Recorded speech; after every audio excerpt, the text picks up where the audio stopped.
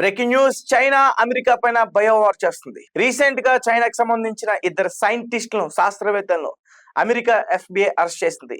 Federal bureau of investigation లో వీళ్ళిద్దరు కూడా చైనా గవర్నమెంట్ నుంచి డబ్బులు తీసుకుని హెడ్ బ్లైట్ అనే ఒక ఫంగస్ ని తీసుకొచ్చి ఇక్కడ స్మగ్లింగ్ చేస్తున్నారు, ఇక్కడ ప్రమాదాన్ని సృష్టించేందుకు ప్రయత్నిస్తున్నారంటూ కూడా వాళ్ళిద్దరిని అదుపులోకి తీసుకుని అరెస్ట్ చేసింది. సో రీసెంట్ గా ఈ వార్త వెలుగులోకి రావడం జరిగింది. అయితే ఆ ఫంగస్ పేరేంటంటే ఫుసారియం గ్రామినేరియం. సో నాకు ప్రొనౌన్సియేషన్ కరెక్ట్ గా పలకలేకపోతున్నాను. ఒకసారి మీరు గూగుల్లోకి వెళ్ళి చూసే ప్రయత్నం చేయండి. సో ఇది ఒక ఫంగస్, దీన్ని హెడ్ బ్లైట్ ఫంగస్ అని కూడా పిలుస్తున్నారు. ఇది ఒక వైరస్ లాంటిది. దీనివల్ల ఏంటంటే ముఖ్యంగా పంట పొలాలు, గోధుమ, ఇతర ఏదైతే పంట పొలాలు ఉంటాయో వాటన్నిటిని కూడా ఇది నాశనం చేస్తుంది. సో చైనా ఈ బయోవార్ అమెరికా పైన చేయడానికి ప్లాన్ చేసుకుంది. ఇద్దరు సైంటిస్టులను పెట్టింది, ఇక్కడికి స్మగ్లింగ్ చేస్తుంది. సో FBI వీటిని గుర్తించి ఇద్దరు సైంటిస్టులను కూడా వెంటనే అరెస్ట్ చేశారు. సో రీసెంట్ గా మనం చూడొచ్చు ఇట్లాంటి బయో వార్స్ కూడా చేస్తాం. అంటే సాధారణంగా వార్ అంటే ఇండియా పాకిస్తాన్ మధ్య, లేకపోతే రష్యా ఉక్రెయిన్ మధ్య, లేదంటే ఇజ్రాయెల్ పాలస్తీన్ మధ్య జరుగుతున్న వార్ ఏమనుకుంటారంటే చాలా మంది కూడా బాంబులతో దాడి చేసుకుంటారు, లేదంటే అణు బాంబులు వేస్తా ఉంటూ కూడా భయపెట్టుకుంటారు, ఇదే వార్ అనుకుంటారు. కానీ ఈ బయో వార్ కూడా చాలా డేంజర్. ఎందుకంటే అక్కడ పంట పొలాలన్నీ కూడా నాశనం అయిపోతే అక్కడ ఏం తిని బ్రతకాలి? జపాన్ లో అణుబాంబు వేయడం వల్ల అక్కడ సరిగ్గా పంటలు పండక, సరైన తిండి లేక పిల్లలు ఎలా పుట్టారో మనందరికీ తెలుసు. సో ఈ రకంగానే బయోవార్ చేస్తుంది. అంటే వాళ్ళు అణుబాంబుతో దాడి చేశారు, దాని తర్వాత జరిగిన పరిణామాల గురించి చెప్తున్నా.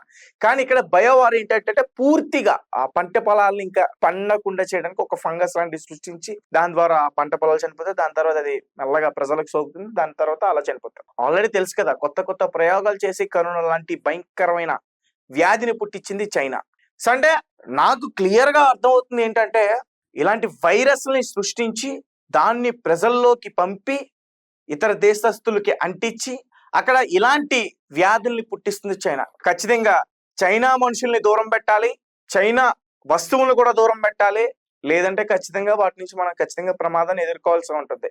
చైనా వస్తువులు ఎప్పుడు ఎలా బ్లాస్ట్ అవుతాయో తెలియదు. ఫోన్లు పగిలిపోతాయి, చిన్న చిన్న పెట్టుకున్న మైకులు పగిలిపోతాయి, హీట్ అయితే పగిలిపోతాయి. కాబట్టి వాళ్ళ నుంచి మనకి ఖచ్చితంగా ఏదో రకంగా డేంజర్ అనే చెప్పుకోవాలి. సో ఇప్పుడు ఈ బయో వార్ చేస్తుంది అమెరికా పైన. సో అందులో భాగంగా ఇద్దరు సైంటిస్టులను అరెస్ట్ చేశారు. సో నేను మళ్ళీ చెప్తున్నా, హెడ్ బ్లైట్ ఫంగస్, దానివల్ల ఏంటంటే పంట పొలాలన్నీ కూడా చనిపోతాయి. రీసెంట్ గా ఒక సినిమా గురించి కూడా నేను చెప్పే ప్రయత్నం చేస్తా. సర్దార్ అని ఒక మూవీ ఉంటుంది, కార్తీక్ గారు నటించిన మూవీ. ఆ మూవీలో ఏంటంటే ఇతర దేశం పైన వాళ్ళ కక్ష తీర్చుకోవాలి, పగ తీర్చుకోవాలి, కాబట్టి వాళ్ళని అటాక్ చేసి చంపాలి. వాటర్ లో ఒక వైరస్ ని కలిపి వదిలేస్తారు, అది మిగతా ప్రజలందరూ కూడా తీసుకుని వాళ్ళందరూ కూడా చనిపోతారు. జస్ట్ ఆ వాటర్ లో టచ్ చేస్తే చాలు ఒక వ్యాధి వచ్చేస్తుంది. అట్లాంటి ఇది చేస్తారు అనమాట. అంటే మొత్తం ఇండియాలో ఉన్న ఏదైతే వాటర్ లైన్స్ ఉంటాయో వాటిని టార్గెట్ చేసుకుని వాటి డేటా కలెక్ట్ చేసుకుని ఆ వైరస్ ని అందులోకి పంపించేందుకు ట్రై చేస్తారు. వాటిని తిప్పి కొట్టేస్తాడు అనమాట మన ఏజెంట్స్. అలాగే బందోబస్తు సినిమా చూస్తే సూర్య మోహన్ లాల్ నటించినటువంటి సినిమా, అందులో కూడా కొన్ని కీటకాలని పంపించి పంట పొలాల్ని నాశనం చేసేటందుకు కూడా ప్రయత్నిస్తారు. సేమ్ ఇలాగే ఒక ట్రైన్ లో వస్తున్నప్పుడు వాటన్నిటిని కూడా వాటి పిల్లలు అవి వస్తున్నప్పుడు వాటిని ఒక ట్రైన్ లో బ్లాస్ట్ చేసి చంపేస్తారు. ఇటువంటి సీన్స్ అన్ని కూడా మన సినిమాలో చూస్తున్నాం. కానీ ఇదంతా కూడా అసాధ్యం అనుకుంటారు, కానీ సాధ్యం. చైనా సాధ్యం చేస్తుంది. చైనా అంటే చాలా చాలా డేంజర్. మనం అనుకుంటున్నాం వారంటే కేవలం బాంబులు వేసుకోవడం, బ్లాస్టులు చేసుకోవడం ఇదే అనుకుంటున్నాం. కానీ చైనా బయోవార్ చేస్తుంది. సో దీని నుంచి మరి అమెరికా మరి ఎదుర్కొంటుందా, తట్టుకోగలుగుతుందా, దీనికి సమాధానం సరైనంగా చెప్తుందా అనేది మాత్రం ఎదురు చూడాలి. ఒకసారి నేను పూర్తిగా అసలు ఏంటి అనేది వివరించే ప్రయత్నం చేస్తాను. ఇద్దరు సైంటిస్టులను అయితే FBI వాళ్ళు అరెస్ట్ చేశారు, ఇన్వెస్టిగేషన్ కూడా స్టార్ట్ చేశారు. అమెరికా ఈ మధ్య ఇద్దరు చైనా శాస్త్రవేత్తల్ని అరెస్ట్ చేసింది. వాళ్ళు చైనా ప్రభుత్వం నుంచి డబ్బులు తీసుకుంటూ చైనా నుంచి అమెరికాకు ప్రమాదకరమైన ఫంగస్ ను తీసుకెళ్తున్నట్టు ఆరోపణలు ఉన్నాయి. అంటే వాళ్ళు ఫంగస్ ని అమెరికాకి రహస్యంగా స్మగ్లింగ్ చేస్తున్నట్లు లెక్క. ఆ ఫంగస్ ని ఫ్యుసేరియం గ్రామినేరియం అంటారు. అయితే దాంతో సమస్య ఏంటంటే ఇప్పుడు తెలుసుకునే ప్రయత్నం చేద్దాం. ఈ ఫంగస్ గోధుమ, బార్లీ, మొక్కజొన్న, బియ్యం లాంటి పంటల్ని పరోక్షంగా నాశనం చేయగలదు. ఎలా అంటే ఈ ఫంగస్ వల్ల హెడ్ బ్లైట్ అనే వ్యాధి ఈ పంటలకు సోకుతుంది. ఆ వ్యాధి వల్ల ఆ పంటలు నాశనం అయిపోతాయి. అంటే ఇదో రకమైన బయోవార్ అనుకోవచ్చు. యుద్ధంలో ఆయుధాలు వాడతారు కదా, చైనా అలా కాకుండా సైలెంట్ గా ఫంగస్ ని వదిలి అమెరికాని నాశనం చేయాలని అనుకుంటుంది అనే ఆరోపణలు ఇప్పుడు గట్టిగానే వినిపిస్తున్నాయి. అమెరికాలో ఈ మధ్య FBI ఇద్దరు శాస్త్రవేత్తల్ని అరెస్ట్ చేసింది.